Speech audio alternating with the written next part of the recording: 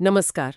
आज हम इतिहास के पन्नों से सीधे एक बहुत ही खास दस्तावेज कर बात करने वाले हैं। जी। ये है डॉक्टर सैमुअल हैनीमैन की 1828 की एक किताब the chronic diseases, their peculiar nature and their homoeopathic cure. हाँ, जीर्ण रोग, उनकी विशिष्ट प्रकृति और उनका होम्योपैथिक उपचार। बिल्कुल। और हम बात कर रहे हैं इसके पहले संस्करण की प्रस्तावना की। वो जमाना जब होम्योपैथी बिल्कुल नहीं थी। हाँ, और ये प्रस्तावना सिर्फ एक क्या कहते हैं भूमिका नहीं है।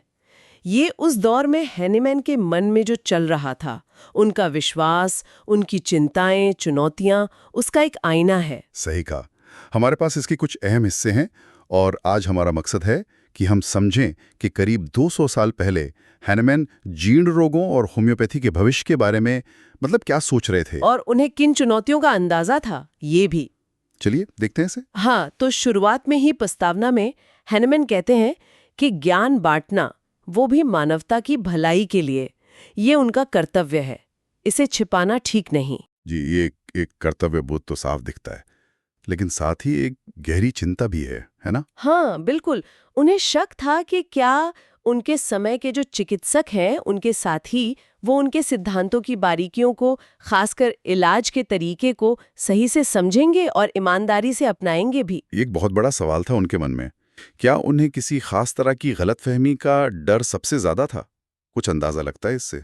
देखिए, सीधे तौर पे तो नहीं लिखा, लेकिन आगे जब वो बात करते हैं ना, तो लगता है कि सबसे बड़ी चिंता दवा की खुराक को लेकर ही थी। हाँ, यहीं पर वो होम्योपैथी का जो मूल सिद्धांत है वो सामने आता है। वही छोटी और तनुकृत खुराकें, स्मॉल एंड एटेन्यूएटेड डोजेज, जो आज भी कई बार बहस का मुद्दा बनता है। बिल्कुल।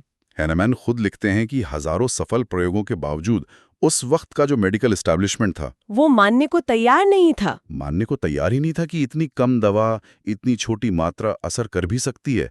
ये उस समय की सोच से एकदम उल्टा था। हाँ, क्योंकि उस वक्त तो बड़ी भारी खुराकों का चलन था। बिल्कुल। और हैनीमैन का तर्क इसके खिलाफ क्या था? उनका कहना था कि ये जो बड़ी खुराकें हैं, इनसे अक्सर मरीजों को फायदे की जगह नुकसान ज्यादा होता है, और दवा का जो असली हीलिंग इफेक्ट है, वो दिखने से पहले ही हालत बिगड़ जाती थी। हाँ, या मरीज स्थिति और खराब हो जाती थी। वो मानते थे कि उनकी जो ये छोटी तनुकृत खुराकें हैं, उनमें एक गतिशील शक्ति है, डायनामिक पावर। दवा के सार तत्व की शक्ति जो मात्रा पर निर्भर नहीं है। सही। और यही शक्ति उन्हें होम्योपैथिक इलाज के लिए ज्यादा असरदार बनाती है।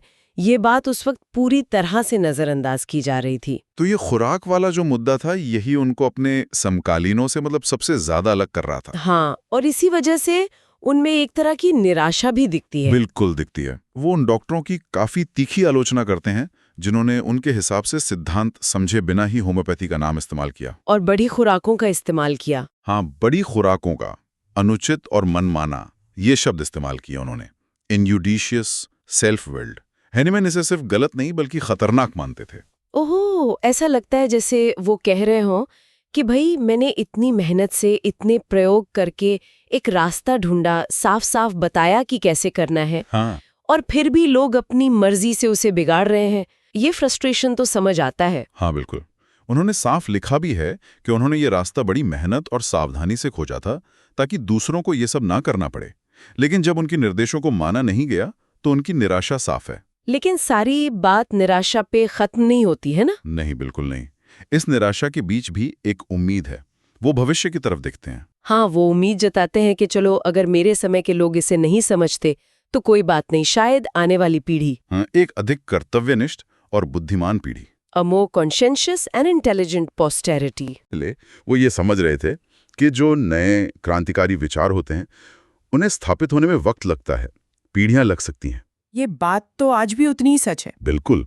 वो होम्योपैथी को इंसानियत के लिए एक महान वरदान मानते थे, ग्रेट बून, जो ऐसे दुखों को, ऐसी तकलीफों को दूर कर सकता है जिनका पहले कोई इलाज सोचा भी नहीं जा सकता था। तो अगर हम संक्षेप में देखें, 1828 की ये प्रस्तावना सिर्फ एक किताब की भूमिका नहीं है, ये डॉक्टर हैनीमैन का जुनून दिखाती है, उनका विश्वास दिखाती है।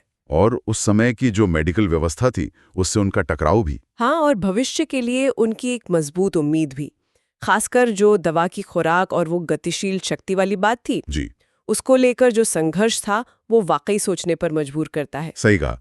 ये दिखाता है कि कैसे किसी भी फील्ड में जब कोई नया विचार आता है जो पुरानी धारणाओं को चुनौती देता है, उसे शुरुआत में शक और विरोध का सामना करना ही पड़ता है। अक्सर ऐसा ही होता है। बिल्कुल। और ये हमें इस सवाल के साथ छोड़ जाता है कि किसी भी नए विचार को, चाहे वो विज्ञान में हो या कहीं और, उसे परखने का, उसे समझने का सही तरीका क्या हो, खासकर तब जब वो हमारी आज की समझ को सीधी चुनौती दे रहा हो।